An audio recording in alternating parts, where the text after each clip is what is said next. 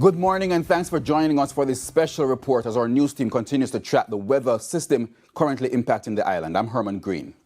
A tropical storm watch remains in effect for Jamaica as heavy rainfall continues to affect sections of all parishes.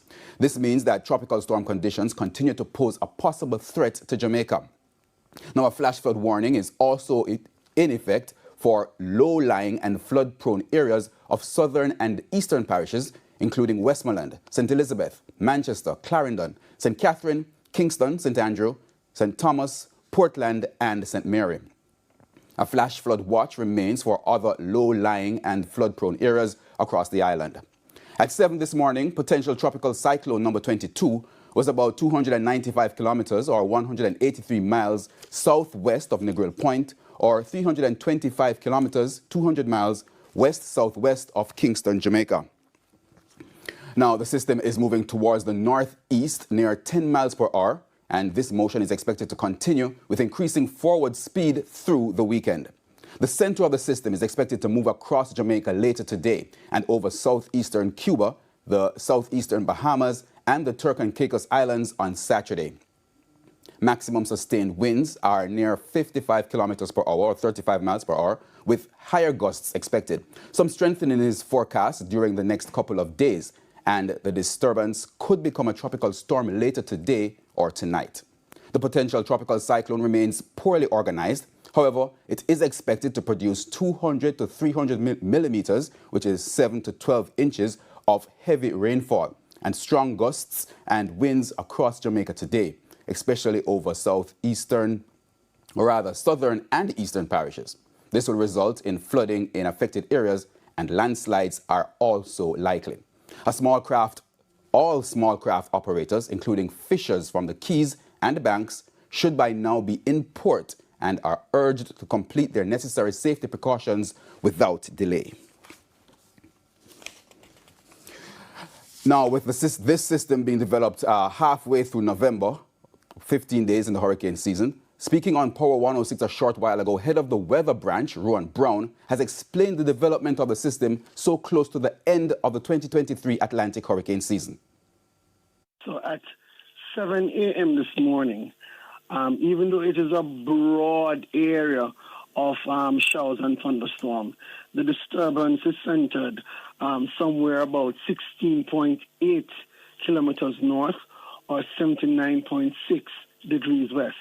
So that is about 200 miles southwest of Kingston, or about 183 kilometers southwest of Negril Point. Now, what is happening is that even though we do not have a cyclone as yet, and it is poorly organized, the conditions are such that as it moves towards the northeast, it just may develop into a depression just south of Jamaica. And as such, the island is under a tropical storm watch as we speak.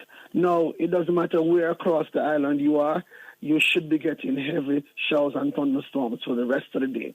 Now, it will be cloudy, overcast for the most part, and there will be periods of showers, then you might have a break, then periods of showers, then you might have a break, but for the majority of today, into tonight and probably early tomorrow morning, we are going to have increasing showers as that relates to the system.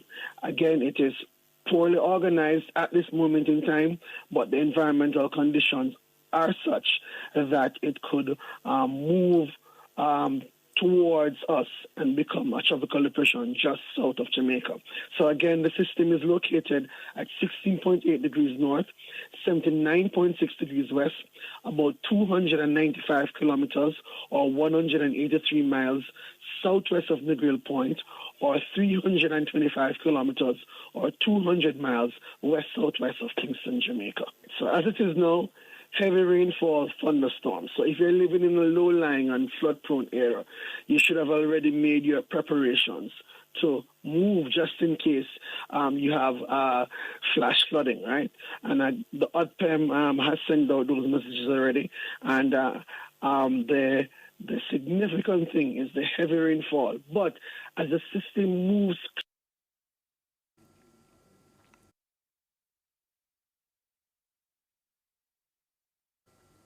Okay, now, and of course, with heavy rains, there's always the potential of infrastructural damage. Several roads have been impacted by the heavy rains associated with potential tropical cyclone number 22.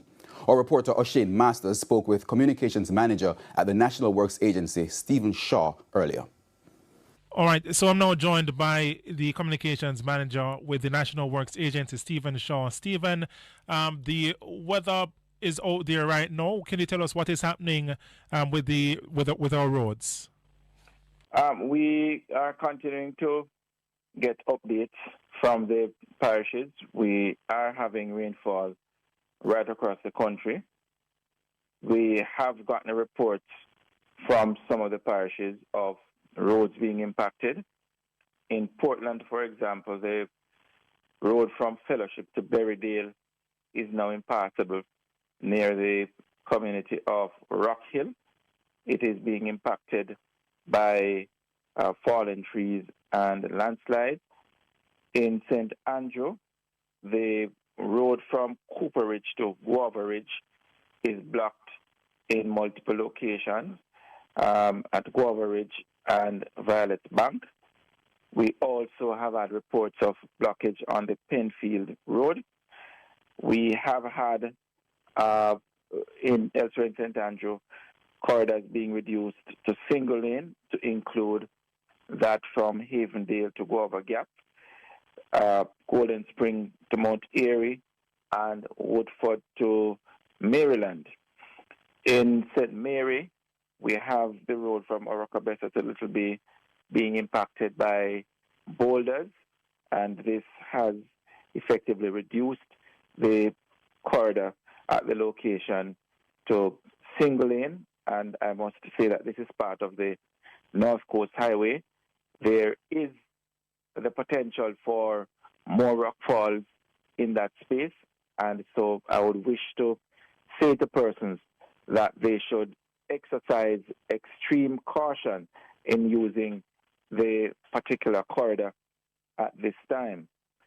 We know what is happening in St. Thomas. The parish has been experiencing heavy rainfall since yesterday.